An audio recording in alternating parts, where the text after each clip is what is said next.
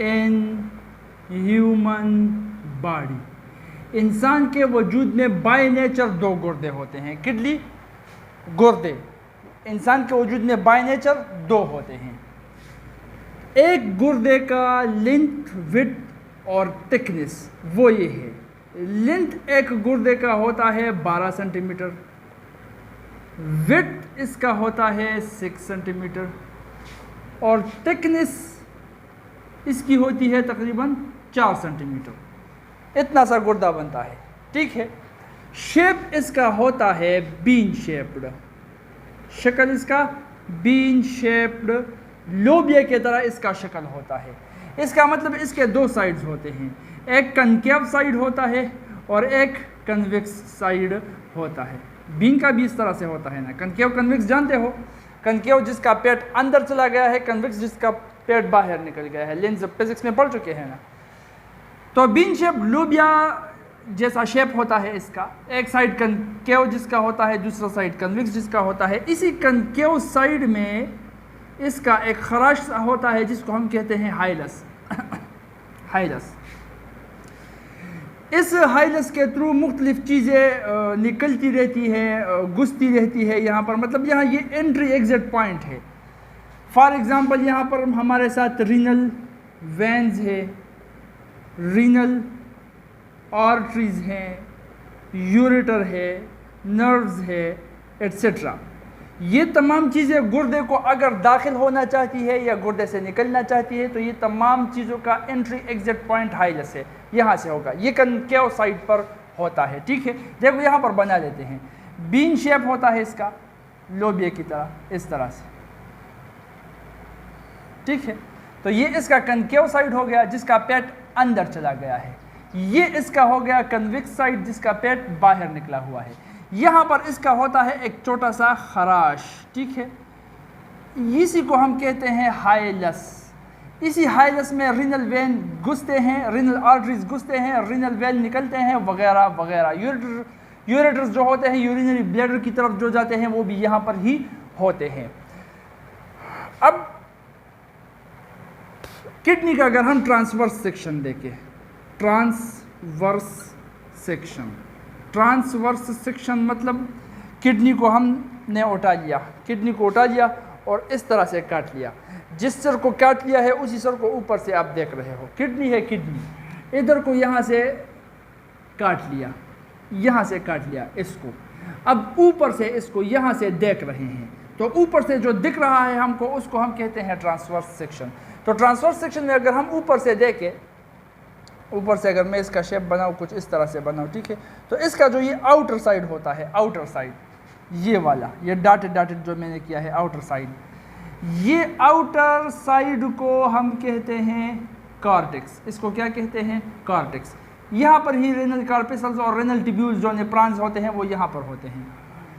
ये अंदर वाला जो हिस्सा है ये वो आउटर वाला हिस्सा है, आउटर, जिसको हम कहते हैं कॉर्टेक्स। ये वो इनर वाला है, इनसाइड वाला। इस इनर को हम कहते हैं, एक इनर साइड है, इनर साइड, इसको हम कहते हैं मेडोला। रिनल मेडोला और रिनल कॉर्टेक्स, इसको हम क्या कहते हैं? मेडोला। इसको हम मेडोला कहते हैं। तो इस तरह से इसका ट्रांसवर्स सेक्शन होता है किडनी का। बात समझ में आ रही है? अच्छा, अब ये किडनी एक मेम्ब्रेन में गिरी हुई होती है, इसके इर्द गिर्द एक मेम्ब्रेन होता है, मेम्ब्रेन अराउंड किडनी। हर एक किडनी के इर्द गिर्द मेम्ब्रेन होता है और उस मेम्ब्रेन को हम कहते हैं रीनल पेरिटोनियम। रीनल का मतलब है किडनी, पेरिटोनियम उस मेम्ब्रेन का नाम है। अब ये है किडनी, इस किडनी के इर्द गिर्द ये मेम्ब्रेन होता है, ठीक है। और इस मेम्ब्रेन और इस किडनी के बीच एक फ्लूइड होता है, उस फ्लूइड को हम पेरिटोनियल फ्लूइड कहते हैं। क्या कहते हैं? Peritoneal fluid.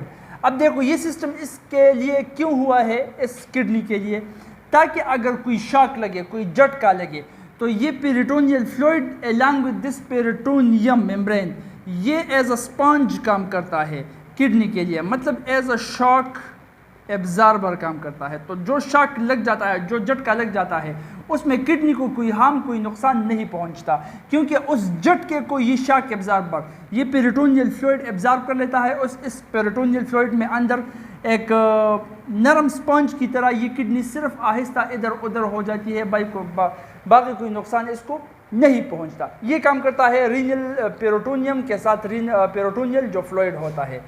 ये हुआ किडनी का एक सिंपल सा स्ट्रक्चर। ये मेन पॉइंट्स है अगर किडनी को आप इंट्रोड्यूस करना चाहते हो।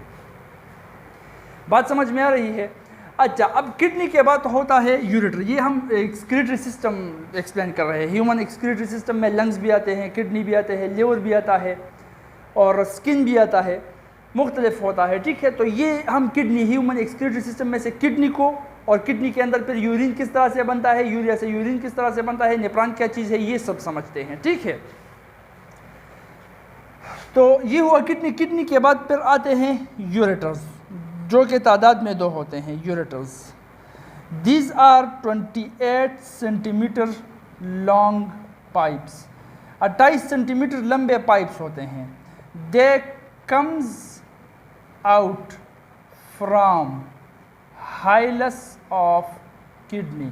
किडनी का जो हाइलस होता है उसी से ये निकलता है। किडनी का जो हाइलस होता है उसी से ये निकलता है। यहाँ पर देख लेते हैं,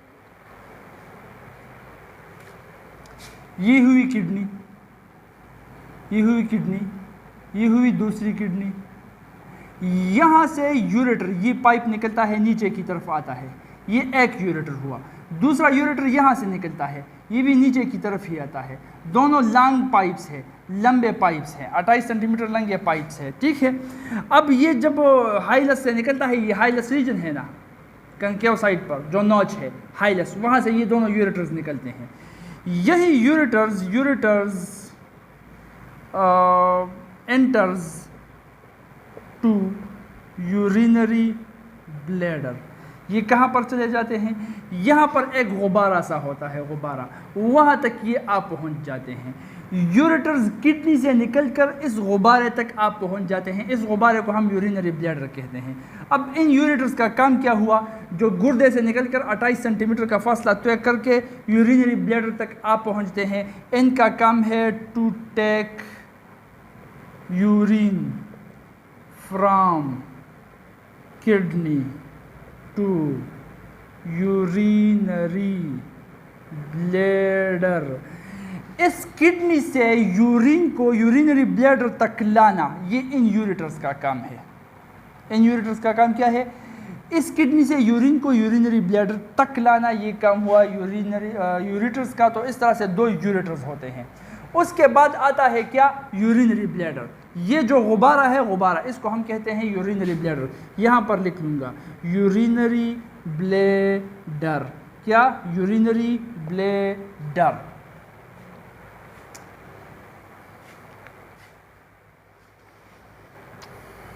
यूरिनरी ब्लैडर, यूरिनरी ब्लैडर, ये वो गुब्बारा है, the sac which stores urine. ये वो गुब्बारा है जिसमें यूरिन जमा होता है, ये यूरिन को अपने साथ जमा रखता है, ठीक है।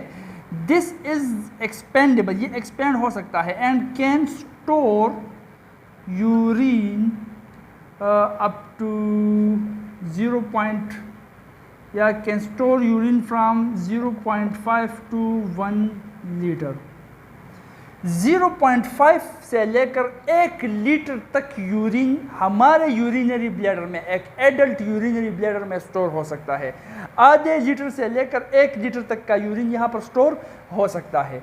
यहाँ से जब ये निकलता है तो यहाँ पर यूरेथ्रा होता है, यूरेथ्रा। तो यूरेथ्रा से पहले यहाँ पर 2 मसल्स के रिंग्स होते हैं। 2 muscles rings are over here, muscle rings at the exit. यहाँ पर जो एग्जिट होता है, यूरिनरी ब्लैडर से जब पेशाब निकलता है, जिस जगह से निकलता है उसी जगह को हम एग्जिट, निकलने की जगह को कहते हैं ना, तो उसी जगह पर 2 मसल रिंग्स होते हैं, 2 मसल रिंग्स। उन मसल रिंग्स को हम कहते हैं स्पिंक्टर्स। क्या कहते हैं? स्पिंक्टर्स। ये मेल में 2 होते हैं, फीमेल में ये 1 होता है। ठीक है, मेल में ये 2 स्पिंक्टर्स होते हैं, फीमेल में ये 1 स्पिंक्टर होता है। जब पेशाब यहाँ से निकलेगा यूरिनरी ब्लैडर से, जब यूरिन निकलेगा तो उसके लिए इन मसल स्पिंक्टर्स को रिलैक्स होना पड़ेगा। जब ये रिलैक्स हो जाए तब यूरिन निकल सकता है। जब तक ये रिलैक्स ना हो, इस तरह से ये इस एग्जिट को बंद करते हुए, पकड़े हुए ये करते हैं, इस एग्जिट को बंद रखे हुए होते हैं ये मसल स्पिंक्टर्स। तो यूरिन को निकलने के लिए इन स्पिंक्टर्स को रिलैक्स होना पड़ेगा ताकि ये एग्जिट खुल जाए, बंद ना हो, तब यूरिन निकल सकता है। ये मेल में 2 स्पिंक्टर्स होते हैं, फीमेल में 1 स्पिंक्टर होता है। जब एडल्ट होता है ह्यूमन तो उनमें ये मसल स्पिंक्टर्स वायोलेंट्री होते हैं, वो अपने मर्जी के साथ इन मसल स्पिंक्टर्स को खोल सकते हैं। इसलिए हम देख सकते हैं कि एडल्ट अपनी मर्जी के साथ, एक बालिग, एक बड़ा इंसान अपनी मर्जी के साथ यूरिन पेशाब कर सकता है। जबकि जब शेरख्वार बच्चा होता है, इन्फेंट्स होते हैं, चाइल्ड्स होते हैं, उनमें ये स्पिंक्टर्स इनवायोलेंट्री होते हैं, वो दिमाग खुद से कंट्रोल करता है इनवायोलेंट्री एक्शन के थ्रू। इसलिए वो अपने उनके कंट्रोल में उसका पेशाब नहीं होता। जब यूरिनरी ब्लैडर थोड़ा सा बढ़ जाता है तो दिमाग ऑर्डर कर देता है कि पेशाब को निकालो, तो उसमें फिर इन स्पिंक्टर्स को वो वायोलेंट्री कंट्रोल नहीं कर सकता। चाइल्डहुड में, बचपन में ये इनवायोलेंट्री होते हैं, बड़े होकर ये वायोलेंट्री बन जाते हैं और हम फिर वायोलेंटली यूरिनेट कर सकते हैं। ठीक है, तो ये हुआ यूरिनरी ब्लैडर। अब यूरिनरी ब्लैडर से जब पेशाब निकलता है तो जो पाइप इसको निकालता है उसको हम कहते हैं यूरेथ्रा। ये वो पाइप है, the pipe which takes urine from bladder to outside. Urinary bladder से यूरिन को निकालना, कहाँ पर निकालना? बाहर की तरफ निकालना, आउटसाइड एनवायरनमेंट में एक्सक्रीट करना, यूरिन को निकालना। यूरिनरी ब्लैडर से यूरिन को बाहर निकालना जिस पाइप का काम होता है उस पाइप को हम कहते हैं यूरेथ्रा। ये फीमेल में जो होता है, फीमेल में ये यूरेथ्रा ये सिर्फ 2 से लेकर 3 सेंटीमीटर तक होता है। फीमेल में ये सिर्फ 2 से लेकर 3 सेंटीमीटर तक होता है। उसके बाद ये और विजाइना एपर्चर खुलता है, विजाइनल एपर्चर के नज़दीक पर ये यूरिन को बाहर की तरफ एक्सक्रीट करता है विजाइनल एपर्चर के थ्रू। तो ये फीमेल में सिर्फ 2 से लेकर 3 सेंटीमीटर तक लॉन्ग होता है, जबकि ये यूरेथ्रा मेल के अंदर तकरीबन 20 सेंटीमीटर तक लॉन्ग होता है। क्यों? क्योंकि 20 सेंटीमीटर तक ये पीनस के अंदर भी चला जाता है, तो 20 सेंटीमीटर तक इसकी लंबाई हो जाती है। और इसमें इस मेल के अंदर इसका काम स्पर्म भी लेना होता है पीनस के थ्रू। सो पीनस में जाकर ये 20 सेंटीमीटर तक लॉन्ग हो जाता है। फीमेल में छोटा, मेल में लंबा होता है। यूरेथ्रा वो पाइप है जिसके ज़रिए यूरिनरी ब्लैडर बाहर की तरफ यूरिन को खाली कर देता है। और ये प्रोसेस जिसके थ्रू यूरिन बाहर की तरफ निकलता है उसको हम कहते हैं माइक्ट्यूरेशन। ठीक है, इस प्रोसेस को हम क्या कहते हैं? माइक्ट्यूरेशन। वो प्रोसेस जिस प्रोसेस के ज़रिए यूरिन बाहर की तरफ निकलता है उस प्रोसेस को हम क्या कहते हैं? माइक्ट्यूरेशन। बात समझ में आ रही है?